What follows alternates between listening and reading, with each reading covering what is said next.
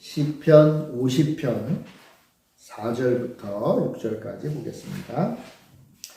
하나님이 자기의 백성을 판결하시려고 위 하늘과 아래 땅에 선포하여 이르시되 나의 성도들을 내 앞에 모으라.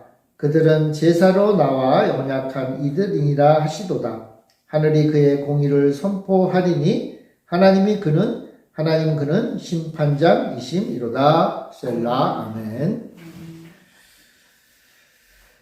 주님의 은혜와 평강이들 함께 하시기를 바랍니다. 오늘 우리도 그렇지만 우리는 매주 예배 자리로 나오죠. 나와서 찬양하고 기도하고 말씀을 듣습니다.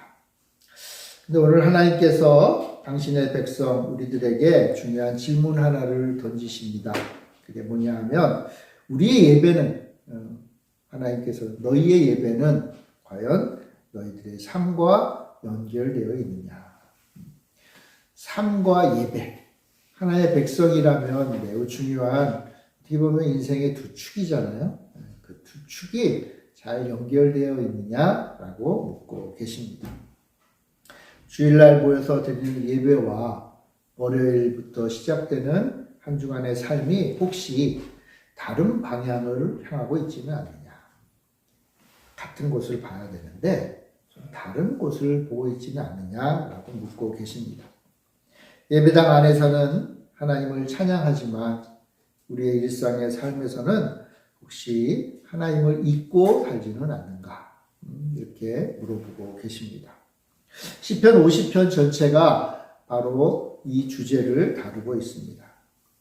이 시인은요, 이 법정의 장면을 하나 그리고 있습니다. 그래서 하나님이 재판장이시고 이제 하늘과 땅에 온갖 증인들을 다 모으신 다음에 하나님의 백성을 그 재판정에 세우시면서 두 가지를 물어보고 계세요. 두 가지. 참된 예배, 또 하나님이 기뻐하시는 올바른 삶에 대해 묻고 계십니다. 오늘 본문에 보면 하늘의 위와 땅의 아래로 불러서 자기의 백성을 심판하려 하신다라고 해서 우리를 부르십니다. 자, 그런데 하나님이 부르시는 우리, 이제 피고잖아요. 우리는 이제 피고가 된 거예요. 하나님의 백성들이 피고가 되었는데 그 피고석에 선 자들을 향해서 하나님은 5절에 이렇게 말씀합니다. 나의 성도들을 내 앞에 모아라. 나의 성도들을. 그리고요, 또 뭐라고 얘기하냐면 제사로 나와 언약한 자들이다. 그러니까 성도는 성도인데 그 성도의 중요한 특징, 오늘 본문의 주제와 관련된 중요한 특징을 이야기하는데 제사를 통해서 나와 언약한 자들이다. 언약한 자들이다. 라고 이야기를 합니다. 이것은 출애굽기 24장에 하나님이 이제 그 애굽을 탈출한 백성들을 시내산으로 불러 모으셔서 이제 그들과 언약을 맺죠. 그때 언약을 맺을 때 그냥 손가락 걸고 약속만 한 게 아니라 이제 제사를 드려요. 제사. 그러니까 그 제사를 통해서 그 예배를 통해서 하나님이 언약을 맺은 백성들이다. 라고 이야기를 하는 거예요. 제사를 드릴 때, 그 언약을 맺을 때, 제사를 드린다는 말은 그 짐승을 잡고 피를 뿌린다는 거잖아요. 그죠? 그리고 그 짐승을 하나님 앞에 번제로 드린다는 거죠. 그러니까 여러분, 우리가 구약의 제사라는 이야기를 들을 때, 우리가 그저 오래전 과거에 좀 원시적인 종교 행위다라고만 볼 게 아니라, 이 제사 제도는요, 사실은 그 제사 제도가 중요한 게 아니라, 그것을 통해서 하나님이 당신의 백성과 언약을 맺었다는 의미를 우리가 잊어서는 안 되는 거예요. 언약을 맺는 거예요. 요즘도요, 우리가 언약을 맺을 때는 어떻게 합니까? 그냥 말로만 언약을 맺을 때도 있지만 정말 중요한 언약은 어떻게 해요? 손가락도 걸고 하다못해 종이에다가 그 언약서도 쓰고 그리고 관련된 중요한 물건도 서로 교환하고 어쨌든 그 언약이 그만큼 중요하다라는 의미로 우리가 말만 하지 않고 뭔가를 합치잖아요. 그죠? 마찬가지예요. 하나님이 이스라엘 백성들과 언약을 맺을 때 너는 내 백성이다. 나는 너희 하나님이다. 라는 것을 그저 말로만 하신 게 아니라 제사라고 하는 제도를 통해서 핏부림에 통해서 제물을 하나님 앞에 드림을 통해서 그 언약이 얼마나 귀하고 중요한지를 말씀합니다. 자, 하나님이 당신의 백성들을 법정으로 불러서 피고인석에 앉혔는데 피고 이렇게 엄하게 부르시기보다는 오히려 뭐예요? 그들은 내 성도고 내가 그들과 언약을 맺었던 사람들이다 라고 얘기를 하는 거예요.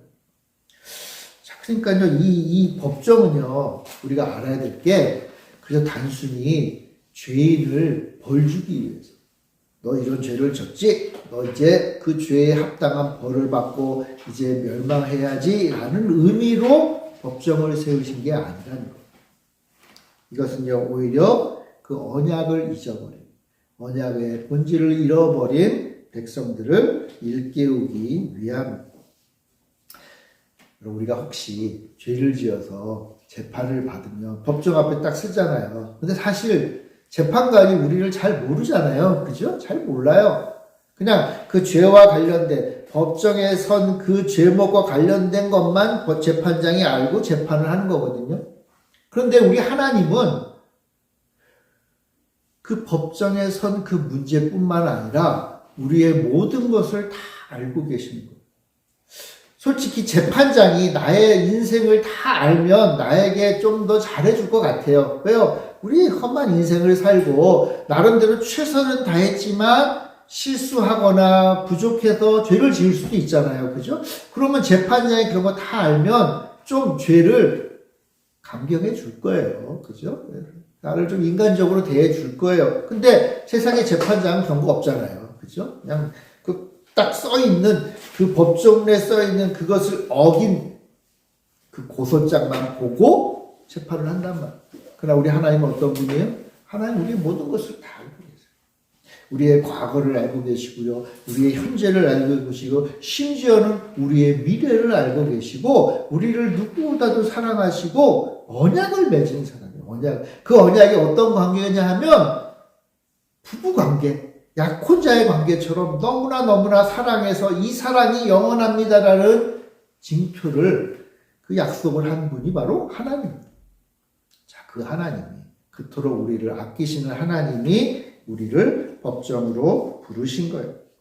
그러니까 이것은 심판하기 위해서 부르신 게 아니에요. 우리를 회복시키기 위해서. 마치 좀 잘못한 자녀를 징계하는 아버지처럼 자식을 내보내는 게 아니잖아요. 그죠? 징계하지만 그러나 그 아들이 회복되고 그 자녀가 아버지께로 다시 돌아오고 다시 그 좋은 관계를 회복시키기 위해서 징계를 하는 거거든요.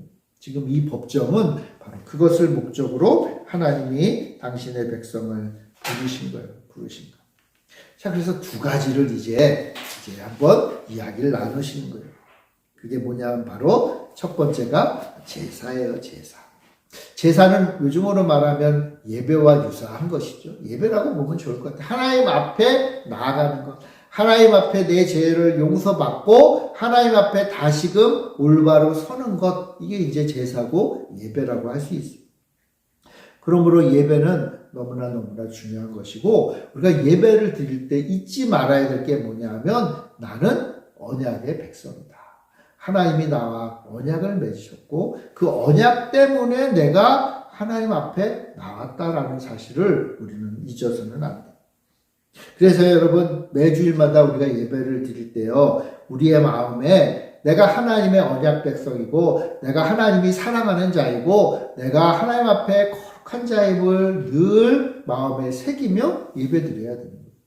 여러분 예배는 반드시 습관 때문에 드리면 안 돼요. 매 주일마다 새로워야 돼요. 뭘 해요? 매 주일마다 새로운 언약의 갱신이 이루어진다는 마음으로 오는 거예요.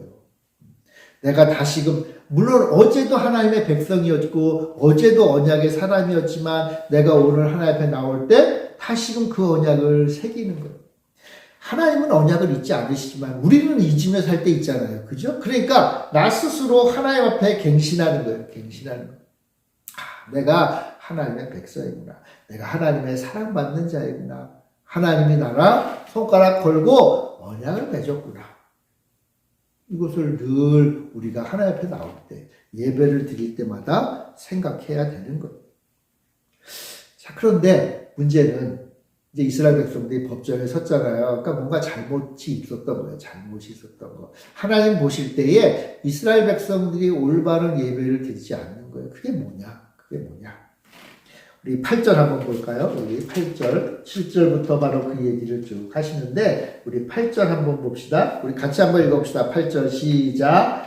나는 내 재물 때문에 너를 책망하지는 아니하리니 내 번제가 항상 내 앞에 있으리로다. 자, 하나님은요, 제사 제도 자체를 책망하지는 않으셨던 거예요. 여기 보면 내가 너의 제사들 때문에 너를 책망하는 건 아니다. 그러니까 이스라엘이 지금 계속 번제를 드리고 있어요. 자, 그러니까 이스라엘은요, 매일같이 아침 저녁으로 이스라엘 공동체 예배를 드렸고 번제를 드렸고, 사람들이 지금 이스라엘 백성들이 하나님 앞에 와서 제사를 잘 드리고 있는 거예요. 재물이 부족한 것도 아니에요. 그러니까 제사를 드리는 숫자도 문제가 안 되고 제사를 드릴 때 가져오는 재물도 문제가 되지 않아요. 그건요, 이스라엘 백성들이 어떤 면에서 보면 잘하고 있어요. 하나님이 모세에게 명령을 하셨잖아요. 이렇게 제사를 드려라. 레위기에 보면은 그게 쭉 나와 있는데, 그 말씀 그대로 이스라엘 백성들은 지금 잘 제사를 드리고 있는 거예요. 문제는 제사에 대한 그 의미를 왜곡시키고 있는 거예요. 혹시 그들은 이런 생각을 했다는 거예요. 뭐냐면, 하나님 앞에 제물을 드려야 되잖아요. 그죠? 양을 가지고 오고 소를 가지고 오는 거예요. 근데 이렇게 생각하는 거예요. 이 양과 소는 원래 내 건데, 내가 내 것 가운데 가장 귀한 것, 가장 좋은 것을 내가 하나님 앞에 가지고 와서 드리는 거야. 이렇게 생각한다는 거예요. 그럼 이제 제사장님 앞에 와가지고 이렇게 하겠죠. 제사장님, 저희가 우리 집에서 가장 좋은 것을 가지고 왔습니다. 여러분, 성경에 분명히 나와 있죠? 가장 좋은 것을 드리라고 그랬어요. 가장 좋은 것. 그래서 예전에는, 물론 그것과 다 맞지는 않지만, 옛날에 우리 한국교회 이제 권사님들은 하나님 앞에 헌금을 드릴 때, 전날, 금요일날 은행에 가지고 어떻게 해요? 세도를 바꾸죠. 그죠? 세도를 바꿔요.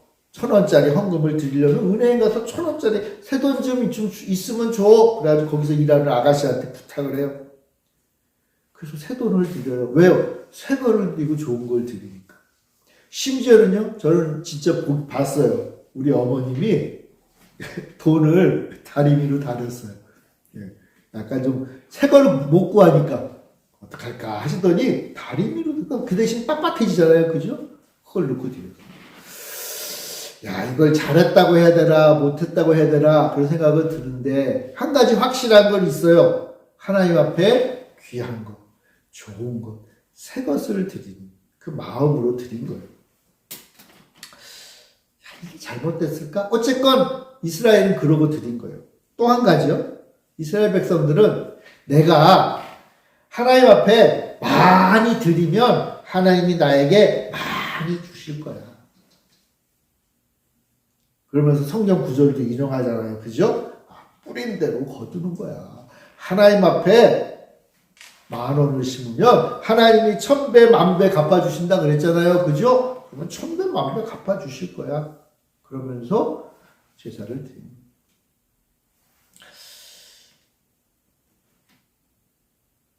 근데요, 하나님은 이스라엘 그렇게 제사를 드리는 말씀대로 잘하고 있지만 그것에 대해서 10절에 이렇게 평가하세요. 10절에 보면 이런 말씀이 있어요. 이는 살림의 짐승들과 무산의 가축이 다 누구 것이다? 내 것이다. 그러니까 제사를 드리고 내가 가지고 있는 것 가운데 가장 좋은 거, 새 거를 하나님 앞에 드리는 게 문제가 아니에요. 뭐가 문제라는 거예요? 이게 내 것 중에서 내가 드린다라고 생각하는 게 잘못됐다는 거예요. 사실은 그게 다 누구의 것이에요? 하나님의 것이다.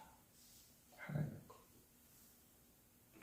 또 한 가지요. 이스라엘 백성들은 이런 생각을 했을 수도 있어요. 뭐냐면 내가 하나님 앞에 많이 드리면 하나님이 배부르실 거야.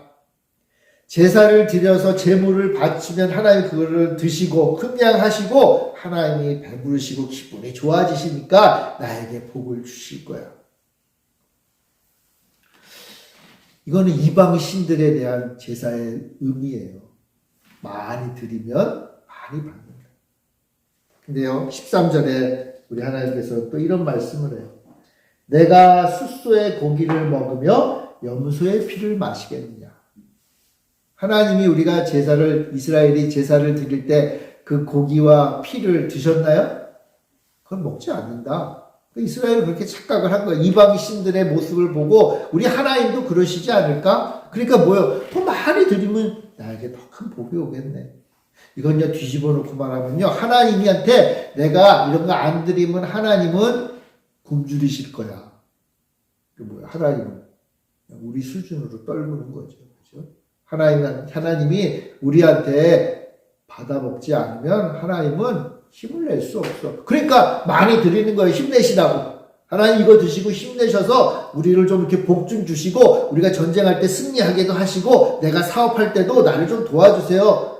하나님이 나를 도우려면 어떻게 하나님이 힘을 가져야 되잖아요. 그렇죠? 그 힘을 내가 드리겠습니다. 뭐 그런 생각을 하는 거예요. 하나님이 그런 분인가요? 이스라엘 그런 생각을 해가지고 제사를 드리니까 하나님이 그건 올바른 제사가 아니다. 올바른 예배가 아니다. 라고 말씀하시는 거예요.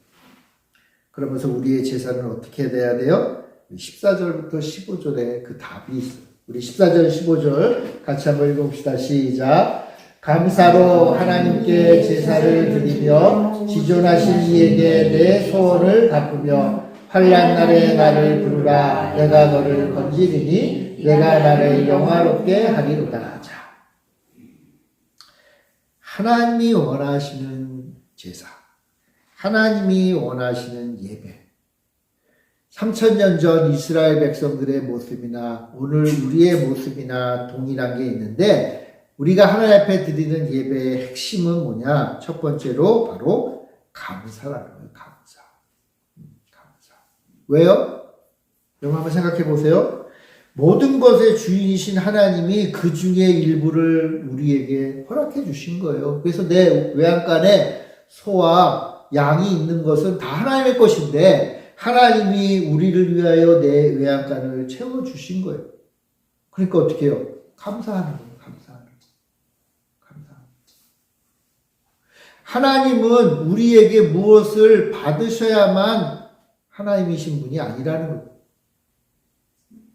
오늘날도 마찬가지예요, 여러분. 우리가 하나님 앞에 무엇인가를 드려야만 하나님이 기뻐하시고 무엇인가를 드려야만 하나님의 나라가 세워지고 우리 식으로 말하면 교회겠죠. 내가 하나님 앞에 헌금을 많이 해야 우리 교회가 운영될 수 있어 라고 생각하는 것은 다 오해라는 거예요. 오해. 그것은 하나님께 기쁨이 되지 못해요. 그럼 하나님 받으시는 제물이 뭐냐? 여러분, 하나님이 받으시는 제물은 오직 하나예요. 뭔지 아세요?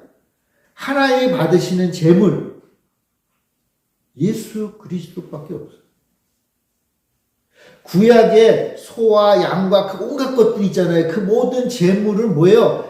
예수 그리스도를 나타내는 거예요. 그러니까 만약 우리가 굳이 우리가 내 죄를 깨닫고 이 죄를 용서함 받기 위해서 이스라엘 사람들은 제물을 가지고 왔지만 우리가 하나님 앞에 드릴 수 있는, 내어놓을 수 있는 제물은 오직 한 가지예요. 누구예요? 예수님밖에 없어요. 여러분, 우리가 하나님 앞에 헌금을 드린다고 내 죄가 용서받는 게 아니고 내가 하나님 앞에 교회를 위하여 헌신한다고 죄가 용서되는 게 아니에요. 뭐가 나를 용서해요? 예수 그리스도.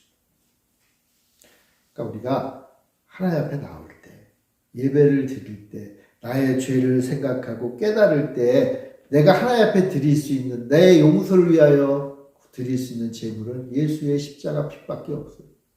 그걸 하나님 앞에 드리는 거죠. 그리고 이제 우리에게 무엇이 와요? 구원의 기쁨이에요. 구원의 기쁨. 그러니까 우리가 예배를 드릴 때 우리가 할 수 있는 유일한 일이 뭘까? 감사예요. 감사.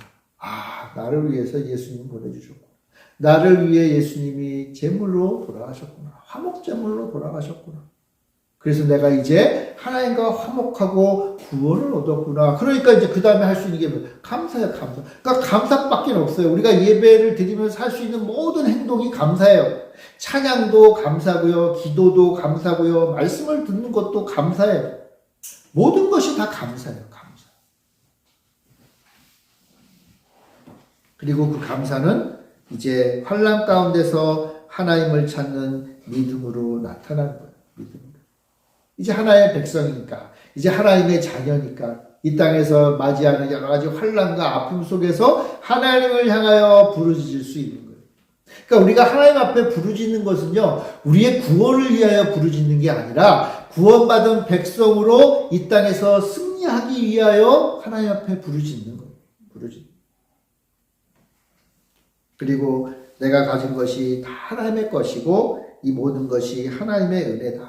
하나님의 은혜 없이는 내가 살 수 없다라는 것을 하나님 앞에 고백하는 것. 이게 바로 예배라는 거예요. 예배. 그러니까 여러분, 예배는요, 거래가 아니에요. 내가 이렇게 했으니 하나 이거 주세요가 아니에요. 예배는 온전히 관계예요. 하나님이 나와 어떤 관계를 맺으셨는가를 되새기고 그 관계 속에서 서 있는 것. 이게 바로 예배라는 거예요. 근데 이스라엘은 그걸 착각한 거예요. 이스라엘. 그러니까 예배는 드리는데 번제는 말씀 그대로 잘 지키고 있는데 아니 오히려 말씀이 기록된 것보다 2배, 3배 더 화려하게 하는데 그러나 하나님은 그 예배를 받지 않으신다. 왜요? 감사가 없으니까. 감사가 없으니까. 하나님을 향한 믿음이 없으니까. 하나님의 은혜만으로 내가 살아야 된다는 것을 고백하지 않으니까. 세상 사람들은요, 환난을 만나면 자신의 능력과 주변의 능력만을 바라보지만 하나님의 백성은 환난 날에 누구를 찾아요? 하나님을 찾는 거예요. 여기 보면 15절에 나오잖아요. 환난 날에 나를 부르라. 이게 뭔지 아세요? 이게 예배 드리는 백성들에게 하나님이 주시는 권능이에요. 권능. 여러분 잘 생각해 보세요. 이 환난은 뭐냐 하면 하나님의 백성임에도 불구하고 이 땅에서 받게 되는 환난이에요. 그 환난 날에 어떻게 하라는 거예요? 하나님의 백성이니까 나를 부르라. 나를 부르라. 여러분 어려운 일이 있으세요? 여러분 이것은 우리의 구원과는 무관한 거예요. 우리는 이미 다 구원받은 백성이에요. 하나님 앞에 감사로 예배드리는 자들이에요. 그럼에도 이 땅에 곤란이 있어요. 환난이 있어요. 그럴 때 어떻게 해요? 하나님을 부르는 거예요. 그러니까 이런 면에서 순진한 분들, 좀만 어려워도 아버지 나 좀 살려주세요 라고 하는 분들의 그 모습을 보면 야, 참 세상적으로는 참 능력도 없고 무능한 존재들이잖아요. 할 수 있는 게 아무것도 없는 사람. 그런데 그것이 바로 하나님의 백성의 참된 모습이에요. 하나님 앞에 나와서 예배드리고 찬양하고 기도할 때마다 아버지 나 좀 살려주세요 라고 하는 것을 하나님은 가장 기뻐하시죠. 가장 기뻐요. 하나님 앞에 나왔는데도 하나님의 은혜와 능력이 별 필요가 없는 사람들은 하나님도 저놈 잘 컸네 대단하네 뭐 그렇게 생각하실까요? 아니에요. 하나님 앞에 큰 사람이 어디 있어요. 하나님 앞에는 다 동일한 자들이 부족한 자들이고 능력이 없는 자들이고 내가 할 수 없는 일이 너무나 많은 사람들이에요. 그러니까 어떻게 해야 돼요? 나 좀 도와달라고. 그 하나님은 그것을 그렇게 해라. 그렇게 해라. 환난 날에 나를 부르라 하셨어요. 부르라. 여러분 이게 뭐예요? 여러분 이게 예배다. 이게 하나님이 기뻐하시는 예배다. 언약으로 맺은 그 하나님의 백성들이 하나님 앞에 나올 때 해야 될 일이다 라는 거예요. 우리의 예배가 이런 것이다. 그러니까 우리의 예배가요 거창하고 화려하고 그런 쪽으로만 가면요 이 사람들처럼 말씀보다 2배, 3배 뻥튀기해서 멋지고 아름답게 제사를 드릴지언정 본질은 빠진 것. 예배는 무엇입니까? 하나님의 은혜를 간구하는 자. 나 좀 하나님 도와주세요. 내 인생에 여러 어려운 문제들, 내 마음이 감당할 수 없는 그러한 문제들이 있을 때 하나님 나를 좀 도와주세요라고 부르짖는 게 바로 예배예요. 이스라엘은 그런 면에서 실패했던 거예요. 그러니까 하나의 법정으로 부르신 거예요. 법정으로 부르. 야, 너희들의 예배가 이게 문제야. 이게 문제야. 뭐 어떻게 해요? 예배를 잘 드리면 되죠. 그죠? 이제 예배 잘 드리면 돼요. 예배가 뭔지를 생각하고, 하나님에 감사하고, 나의 모든 것을 의지하며, 하나님 앞에 간구하는 게 바로 예배다. 이제 그렇게 하면 되는 거예요. 그렇게 하면 되는 거예요. 자, 근데 두 번째 쟁점이 또 있어요, 재판에. 16절부터 시작되는데, 우리 16절 한번 읽어봅시다. 16절 시작. 악인에게는 하나님이 이르시되 내가 어찌하여 내 율례를 전하며 내 언약을 내 입에 두느냐. 약간 좀 이상한 표현이죠. 근데 여기 보면 악인이 있어요. 악인. 여러분 이 악인은요 이방인이 아니라 지금 제사를 드리기 위해서 성전에 온 사람들을 말하는 거예요. 여기 보면요 언약을 입에 두고 있다 그랬어요. 언약을 입에 두고 있다. 아까 언약의 제사를 드렸죠. 그러니까 언약을 드러낸 제사를 몸소 실천하고 그 말씀대로 예배를 드리니까 예배를 드리고 제사를 드릴 때요 모세가 전한 그 율법에 제사 드리는 것에 대해서 줄줄줄줄 외우고 있는 거예요. 거기에 더해서 더 많이 드리고 있는 사람들인 거예요. 한마디로 말해서 종교적으로 매우 열심히 있는 사람. 자, 그런데 17절부터 20절까지 하나님은 그들의 삶에 대해 이렇게 말씀해요. 17절에 보면 내가 교훈을 미워하고 내 말을 내 뒤로 던졌다.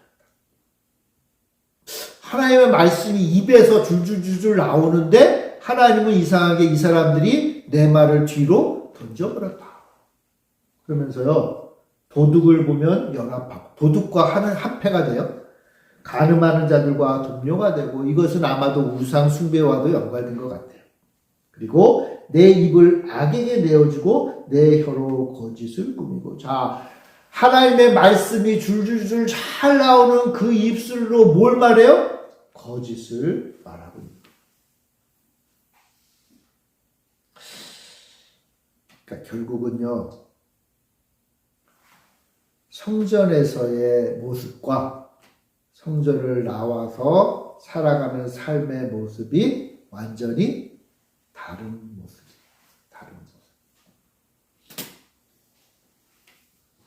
근데 여러분 한번 생각해 보세요. 하나님은 어디 계시죠? 하나님은 성전에만 계시나요? 성전도 중요해요. 왜냐하면 하나님이 이 땅에 임재하심의 그 상징이고 증거니까. 성전이 참 중요합니다, 여러분. 오늘날 우리의 믿음의 처소인 우리의 심령과 또 우리가 함께 모이는 이 교회가 그런 면에서 중요해요. 중요합니다. 그런데 하나님은 그저 거기만 계신 분이 아니에요. 하나님은 어디 계세요? 우리의 가정에도 계시고요. 하나님은 우리의 일터에도 계시고요. 심지어 하나님은 우리의 교회에도 계세요. 하나님 우리의 동네에도 계세요. 표현은 그렇지만 하나님은 내가 혼자 화장실에 있을 때도 계세요. 하나님은 이 세상 모든 곳에 계시는 분이에요. 뿐만 아니라 우리의 인간 관계 속에서도 하나님은 계세요. 자, 그러니까 여러분 보세요.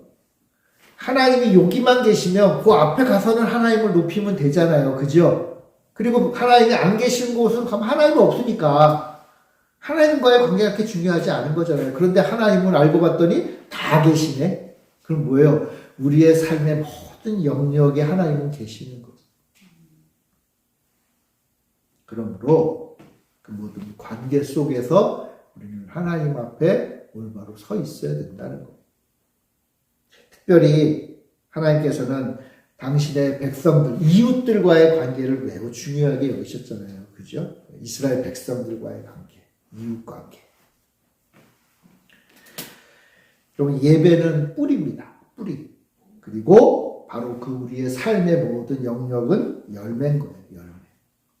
그러니까 좋은 뿌리에서 좋은 열매가 맺어지잖아요. 그죠? 우리 예수님도 말씀하신 거죠.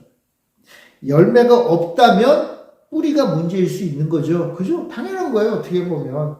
올해 제가 열매가 좀 안 열리고 좀 비리비리하네? 뭐예요? 뿌리가 부실하거나 뿌리가 무엇인가 영양분을 빨아들이지 못하니까 그 결과로 나타난 거예요. 자, 뿌리는 튼튼한 것처럼 보여요. 야, 예배는 화려해요. 날마다 하나님 앞에 나가서 제사 드리는 것 같아요. 그런데 그 외에 나머지의 삶이 엉망이라면 사실은 예배도 엉망이다. 예배도 엉망이다. 이들이 범한 가장 큰 죄, 심지어는 하나님 악인이라고 그랬잖아요. 악인. 이 악인들은요, 성전 안과 성전 밖이 서로 달랐던 거예요. 성전 안에서는 거룩하죠. 하지만 성전 밖에서는 세상 사람들보다 더 악했던 거예요. 심지어 하나님의 말씀을 뒤로 던져버렸잖아요. 그러면 결국은 뭐예요? 그들의 예배도 가짜다. 이 말이에요. 가짜다. 더 큰 문제는요. 21절에 나오는데 이런 말이 있어요. 내가 이 일을 행하여도 내가 잠잠하였더니 내가 나를 너와 같은 줄로 생각하였도다. 그러나 내가 너를 책망하여 내 죄를 내 눈앞에 낱낱이 드러내리라 하시면도다. 자, 이들이 이렇게 악한 일을 행하는데 하나님이 좀 잠잠하셨어요. 하나님이 왜 잠잠하실까요? 악한 자들을 하나님 보시고 왜 잠잠하죠? 하나님이 기다리시는 거잖아요. 그죠? 근데 이 사람들이요, 오해를 해요. 뭐냐 하면, 내가 이런 악한 일을 해도 하나님이 잠잠하신 걸 보니까 하나님이 나를 용납하시나 보다. 하나님도 나와 비슷하신가 보다. 하나님 앞에 좀 잘못해도 내가 가서 제사를 잘 드리고 예배를 잘 드리니까 하나님이 나를 봐주시나 보대. 그러면 이제 어떻게 하죠? 그러면 이제 예배를 더 잘 드리겠죠. 그죠? 그죠? 세상에서 온갖 악을 저질러도 하나님 앞에 제사만 잘 드리면 용서해 주시나 보다. 그렇게 생각을 했다는. 그러니까 하나님이 잠잠하시는 것은 죄에서 돌이켜서 다시 회복하고 올바른 삶을 살도록 기다리시는 건데 그게 아니라 오해해서 어떻게 하는 거예요? 이렇게 살아도 되나 보다. 아니, 이렇게 더 살면, 이렇게 더 악하게 살아도 하나님 앞에 더 많이 드리면 문제가 없겠구나. 이렇게 오해한다는 거예요. 하나님 어떻게 하시겠다고요? 너의 죄를 낱낱이 드러낸다. 낱낱이 드러낸다. 그러니까 이들은요, 하나님을 자신들과 같은 수준으로 생각한 거예요. 쉽게 말하면. 근데 여러분, 이건 정말 우리가 깊이 생각해야 될 문제예요. 뭐냐면, 우리 하나님을 이해할 때, 나 자신보다 더 크게 보기가 그렇게 쉽지 않아요. 하나님은 이런 분입니다 라고 아는데 그 하나님을 이해하려면은 내가 좀 더 하나님과 가까워지고 하나님의 마음이 되고 하나님의 뜻을 깨달으려고 노력을 해야 되잖아요. 물론 우리가 100% 당연히 모르죠. 근데 그런 생각이 없으면 어떻게 돼요? 그냥 내 생각만큼으로 하나님을 보는 거예요. 하나님 바라볼 때요, 그냥 잘 안 보이는 이렇게, 안경이라기보다는 여러분 이렇게 딱 보면 이렇게 바늘만 보이는 그런 거 있잖아요. 그죠? 마치 하나님을 우리가 볼 때 내 한계예요. 내 눈이 볼 수 있는 한계. 그러니까 내 눈의 한계로 하나님을 보는 거예요. 하나님 원래 이런 분인가 보다. 뭐예요? 오해하는 거. 착각하는 거. 그리고는 하나님 원래 이런 분이야. 하나님 이렇게 하더니 하나님 그냥 좋아서 나 이렇게 도와주실 거야. 오해한다. 심지어는 그걸 주변에 알려줘요. 하나님 원래 이런 분이야. 너 그렇게 그냥 그렇게 예배 잘 드릴 필요 없어. 그냥 삶이 그냥 너무 도덕적으로 살지 마. 적당히 하나님 주시는 은혜를 받으면서 살면 되는 거야. 왜요? 내가 보는 눈으로 본 그 하나님을 주변에 전하는 거예요. 다 같은 족속이 되게 만드는 거예요.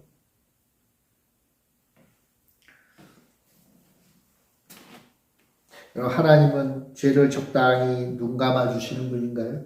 이들은 그렇게 생각해요. 그리고요, 자신들이 드리는 예배를 자신의 죄를 가리는 가면으로 사용합니다. 가면. 그러나 하나님은 말씀하십니다. 모든 죄를 밝히 드러내겠다. 이 세상에서는 드러나지 않을 수도 있지만 하나님 앞에 섰을 때 하나님은 우리의 죄를 다 드러내시겠다. 얼마나 창피하겠어요. 부끄러움이 있잖아요. 연약함도 있고 우리가 다 비슷할 거예요. 그죠? 그렇지만 창피한 거예요. 창피. 그러므로 참된 예배와 삶은 하나가 돼야 돼요. 하나가 돼요. 우리가 예배를 드리는 게 참된 예배요. 예배가 진실되게 드렸다는 것은 월요일의 삶에서 증명이 되는 거예요. 또 우리가 우리의 삶이 하나의 말씀대로 신실하게 살아왔다는 것은 우리가 주일 예배를 드릴 때 드러나는 거예요. 여러분, 우리가 월요일부터 토요일까지 살다 보면 경건하고 아름답고 하나님 기뻐하시는 그런 인생을 살려고 노력하면 토요일 날 깨닫게 되는 게 있어요. 그게 뭐냐 하면 하나는 참 부족하구나. 어제 또 싸웠네. 아유, 어제 또 욕심내며 살았네. 어제 또 참 매몰차게 안 돕고 사람을 사랑하고 아끼지 않고 내 이익만 추구하며 살았네. 토요일날 그걸 깨달아요. 그럼 이제 주일날 어떻게 돼요? 하나님의 은혜를 구할 수밖에 없죠. 하나님 용서해 주시고 올 한해 이번 한 주간 또 새롭게 잘 살게 해주세요라고 간구하는 거예요. 그러니까 하나님 진짜 기뻐하시는 그 예배의 모습이잖아요. 그죠? 부르짖는 거예요. 하나님 앞에 감사하면서 부르짖는 거예요. 나의 부족함을 아뢰는 거예요. 그러면 이제 어떻게 돼요? 월요일부터 토요일까지의 삶을 또 올바르게 살게 되는 거예요.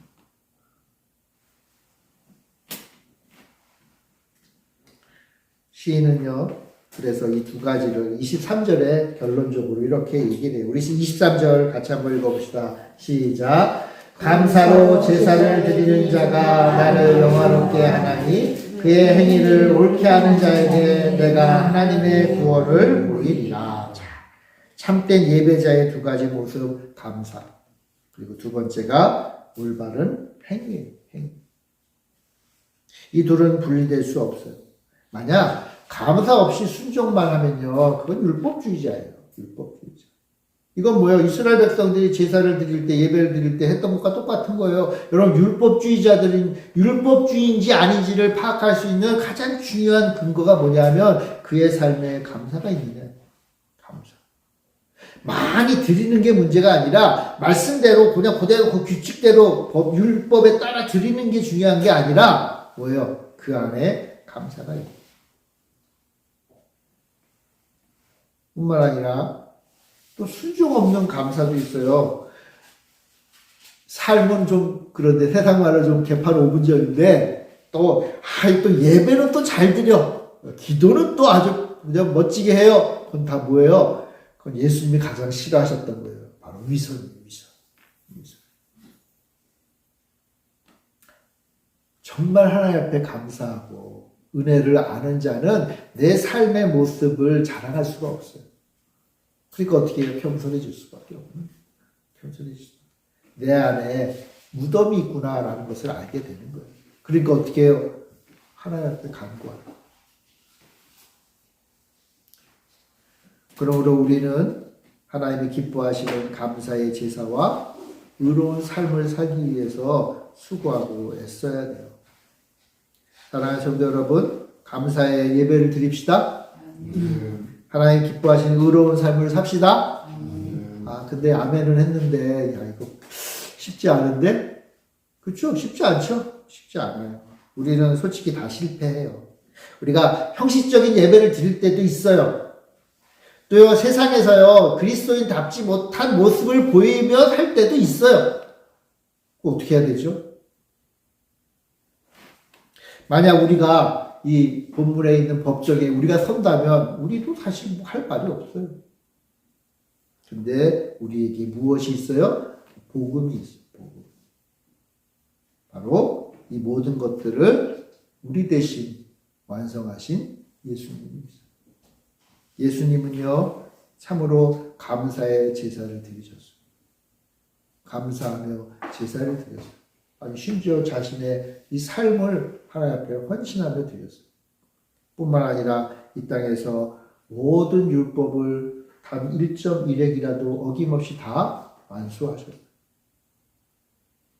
그러니까 이제 우리는요, 예수님을 이제 들먹이는 거예요. 여러분, 예수님 앞에 모든 걸 의존하는 거예요. 뭐 문제가 생길 때 예수님 찾는 거예요. 그래서 예수님이 나의 모든 것이라는 게 내가 실수하고 잘못하고 허물이 있고 문제가 생겼을 때마다 누구 찾는 거예요? 예수님 찾는 거예요. 예수님 좀 어떻게 좀 해주세요. 예수님 이거 제가 잘못했는데 저를 용서해 주시고 이거 해결할 수 있는 힘을 주세요. 이거 내가 할 수 없는 일이에요. 도저히 앞이 캄캄해요. 그럴 때 누구 찾는 거예요? 그때 예수님 찾는 거예요. 왜요? 예수님이 다 해주셨으니까. 마치 어린 아이들이 자신이 할 수 없는 일에 부딪히면 누구 불러요? 엄마 부르잖아요. 그죠? 엄마 부르는 거예요. 그처럼 누구를 부르는 거예요? 주님을 부르는 거예요. 주님을 부르는 거예요. 그게 예배예요, 여러분. 그게 예배고, 그게 하나님이 기뻐하시는 의로운 삶이에요. 여러분 착각하지 마세요. 감사하는 게요, 하나님 앞에 헌금 많이 드리는 게 감사가 아니에요. 교회 봉사 많이 하는 게 감사가 아니에요. 세상에서 사람들한테 많이 베풀고 의를 행하는 게 하나님 기뻐하시는 의로운 삶이 아니에요. 하나님 앞에 감사하고 하나님 앞에 의로운 삶이 뭔지 아세요? 예수 믿고 예수 의지하는 게 바로 감사의 삶이요, 의로운 삶이에요. 그렇게 살게 되면 이제 어떻게 해요? 예배가 풍성해지고 우리의 삶이 우리의 이웃을 향하여 사랑으로 나타나는 거예요. 순서를 잘 아셔야 돼요. 순서를. 무엇이 문제예요? 예수. 무엇이 문제예요? 예수. 모든 문제가 다 예수로부터 시작하고 예수로부터 완성이 되는 거예요. 예수님 앞에 다 아뢰고 예수님을 의지하는 거예요. 사랑하는 성도 여러분, 우리에게 예수님이 있어서 얼마나 좋아요? 왜요? 힘들고 어려울 때마다, 뭐 안 될 때마다, 잘 될 때든 안 될 때든 뭐 이렇게 좀 깝깝할 때마다 나에게 보장이 돼 있어요. 보장. 그게 뭐예요? 나 대신 모든 것을 이루신 예수. 예수님을 찾는 거죠. 예수님을 찾는 거. 그러므로 우리는 기억해야 돼요. 여러분, 예배는 하나님과 거래하는 게 아니라 하나님의 은혜와 예수님을 만나는 곳이에요. 예배는 다른 거일 수가 없어요. 예수님 만나는 게 바로, 예수님 의지하는 게 바로 예배. 우리가 이 땅에서 사는 것, 의로운 삶을 살아야 되잖아요. 그게 뭐가 의로운 삶일까요? 예수 만나고 예수 의지하면서 예수님 따라 사는 게 의로운 삶이에요. 세상에서요, 사람들로부터 사랑받고 인정받고 하나님의 놀라운 능력을 나타내는 삶 다 살고 싶잖아요. 어떻게 하면 그렇게 살 수 있을까요? 내 주머니 털어서 막 사람들 후원하면 되나요? 그건 한참 후의 일이에요. 먼저 뭐예요? 예수님과 함께 사는 거. 월요일부터 토요일까지도 예수님과 함께 살고 주일날도 예수님 의지하면서 사는 것. 그게 뭐예요? 예배의 삶이요, 의로운 삶. 그게 안 되니까 다들 뭐예요? 삐걱삐걱 되는 거예요. 다 안 돼요. 저도 잘 안 돼요. 그러니까 어때요? 다시 또 새로 시작하는 거예요. 주일날 다시 또 새로 시작하는 거예요. 다시 은혜 받고 다시 월요일부터 토요일까지 이렇게 살아가는 거예요. 언제까지? 여러분, 언제까지 그렇게 해야 될까요? 주님 부르시는 그날까지 해야죠. 그죠? 그날까지. 사랑하는 성도 여러분, 그러므로 형식만 남은 예배 다 던져버립시다. 감사로 예배 드리세요. 입술의 고백만이 아니라 우리의 삶의 순종으로 하나님을 영화롭게 주님과 늘 동행하는 삶을 살아야 되는 거예요. 그것이 참된 예배요, 그것이 하나님을 기뻐하시는 의로운 삶임을 기억하시길 바랍니다. 기도하겠습니다. 사랑과 은혜가 많으신 주님, 우리의 예배를 돌아보게 하시니 또 우리의 삶을 돌아보게 하시니 참 감사합니다. 형식에 치우친 예배가 되지 않게 하시고 오직 주님 앞에 감사하며 주님만 의지하며 또 주님만 드러내는 참된 의로운 삶을 살아가는 우리 모두가 되게 하여 주옵소서. 우리 교회 안에서의 삶과 교회 밖에서의 삶이 같게 하시고 오직 예수만이 드러나는 복된 인생이 되게 하여 주시옵소서. 우리 사랑하는 우리 귀한 성도들 한 사람 한 사람 붙잡아 주시고 오늘 놀라운 은혜를 베풀어 주시고 이제 내일부터 시작되는 한 주간의 삶에도 주님 늘 함께 하시고 주 예수를 온전히 증거하는 믿음의 백성들, 감사의 백성들이 되게 하여 주시옵소서. 감사드리며 예수님의 이름으로 기도합니다. 아멘.